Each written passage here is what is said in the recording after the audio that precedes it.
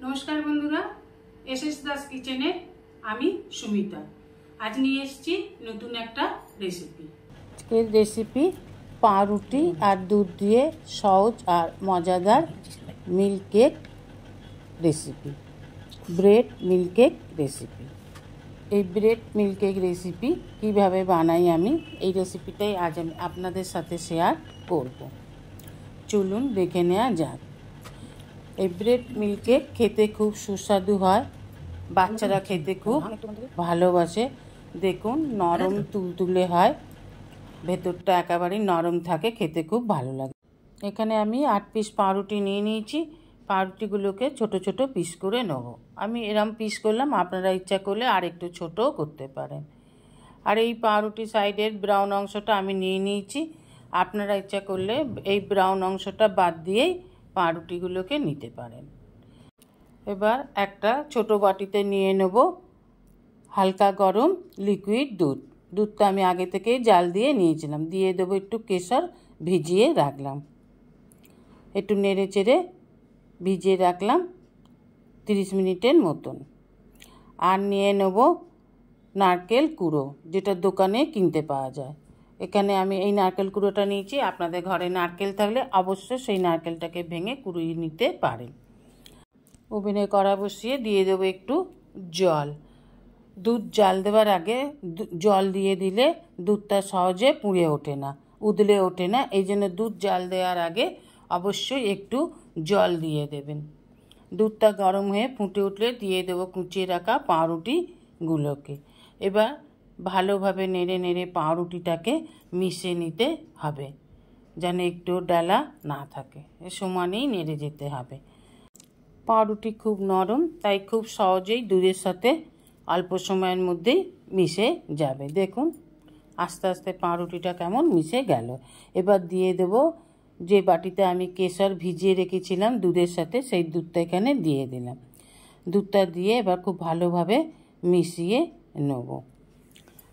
দেখুন এইভাবে মিশিয়ে নিলাম। এবার দিয়ে দেবো 1 টিস্পুন কফি। কফি দিলে কালারটা খুব ভালো আসে আর কফির স্মেলটা খুব ভালো লাগে। এই জন্য 1 টিস্পুন কফি দিয়ে দিলাম। দিয়ে দিলাম চিনি। এই হলুদ বাটির 1 বাটি চিনি আর 1 বাটির একটু কম চিনি দিলাম। 1.5 বাটির মতন চিনি দিলাম, মানে এখানে 300 গ্রাম চিনি দিলাম। এবার দিয়ে দেবো 1 বাটি নারকেল কুড়ো। যে নারকেল কুড়োটা আমি আগেই নিয়েছিলাম দেখিয়েছি, সেই কুড়োটাই এখানে দিয়ে দিলাম। এবার খুব ভালোভাবে নেড়ে নেড়ে মিশিয়ে নিতে হবে, যেন ডালা না হয়ে যায়। এবার দিয়ে দেবো একটু ইয়েলো কালার। ইয়েলো কালারটাকে একটু জল দিয়ে হালকা করে নিয়েছিলাম। এবার খুব ভালোভাবে নেড়ে নেড়ে ইয়েলো কালারটাকেও মিশিয়ে নেব। দেখুন কি সুন্দর একটা কালার চলে আসছে। এইভাবে নেড়ে নেড়ে কালারটাকে পুরো মিশিয়ে নেব। এইভাবে নাড়তে নাড়তে এটাও ঘন হয়ে আসছে। দেখুন কড়া ছেড়ে দিচ্ছে। এবার দিয়ে দেব কাজু বাদাম। দিয়ে ভালোভাবে নাড়াচাড়া করে কাজু বাদামগুলোকেও মিশিয়ে দেবো। যত নাড়া হচ্ছে দেখুন ক্রমাগত এটা ঘন হয়ে আসছে, কড়া ছেড়ে দিচ্ছে। এবার দিয়ে দেবো ছোটো চামচের 1 চামচ ছোটো এলাচের গুঁড়ো। ছোটো এলাচের গুঁড়ো দিলে খেতে খুব সুন্দর হবে আর এর স্মেলটাও খুব ভালো লাগবে। এই জন্য 1 চামচ ছোটো এলাচ দিয়ে খুব ভালোভাবে মিশিয়ে দিলাম। এবার হয়ে এসেছে, কড়া ছেড়ে দিচ্ছে। এবার দিয়ে দেবো বড় চামচের 1 চামচ ঘি। ঘি দিলে খেতে টেস্টি হবে, স্মেলটাও সুন্দর ছাড়বে আর একটু গেলেসি লাগবে। দেখুন দিয়ে দিলাম 1 চামচ ঘি। এবার খুব ভালোভাবে নেড়ে নেড়ে একদমই কড়া ছেড়ে এসেছে। এবার নামিয়ে নিতে হবে। দেখুন কড়া ছেড়ে চলে আসছে, একটুও কোথাও ডালা নেই। এইভাবে যখন এই রকম ঘন হয়ে আসবে বুঝে নিতে হবে যে আমাদের রেসিপিটা হয়ে গেছে। এবার একটা পাত্র নেব, তার মধ্যে একটু ঘি মাখিয়ে নেব। আপনারা এখানে কেক টিনও নিতে পারেন। আমার এখানে কেক টিন নেই, তা আমি ছোটো একটু থালা নিলাম। তার মধ্যে দিয়ে দিলাম ঘি। ভালো করে মাখিয়ে একটা বাটার পেপার দিয়ে দিলাম। বাটার পেপারটারও ওপর দিয়ে খুব ভালোভাবে ঘি মাখিয়ে নিলাম। এবার এই বানিয়ে রাখা লিকুইডটাকে এখানে পেস্টটাকে ঢেলে দিন।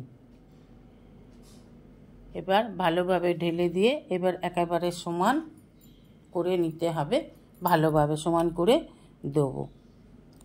এইভাবে সমান করে নিয়ে ওপর থেকে দিয়ে দিলাম কাজু, দিয়ে দিলাম ফ্রিজের মধ্যে 1 ঘন্টার জন্য। 1 ঘন্টার পর বার করে নিয়ে এসেছি, উল্টে একটা পাত্রে ঢেলে নিলাম, আর বাটার পেপারটা এইভাবে ওপর থেকে তুলে নিতে হবে। এবার আবার উল্টে নেব। দেখুন কি সুন্দর লাগছে দেখতে, খেতে খুব সুন্দর হয়েছে, সুস্বাদু হয়েছে। এবার ছুরির সাহায্যে এইভাবে কেটে নিন আপনার পছন্দের মতন যে কোনো সাইজের। বরফি করে কেটে নিতে পারেন, আবার গোল গোল করেও কেটে নিতে পারেন। আমি এখানে বরফি করেই কেটে নেব। এইভাবে কেটে নিলাম। দেখুন কত সুন্দর মসৃণ হয়েছে, খেতেও খুব সুস্বাদু হয়েছে। রেসিপিটা ভালো লাগলে অবশ্যই একটা লাইক, কমেন্ট, সাবস্ক্রাইব করার অনুরোধ রইল। পাশে থাকা বেল আইকনটিতে ক্লিক করে দেবেন নিউ ভিডিওর আপডেট যাতে সবার আগে আপনার কাছেই পৌঁছে যায়। নমস্কার, আজ এই পর্যন্তই। আবার দেখা হবে নতুন একটা রেসিপির সাথে নতুন একটা দিনে। ভালো থাকবেন, সুস্থ থাকবেন, সঙ্গে থাকবেন। নমস্কার।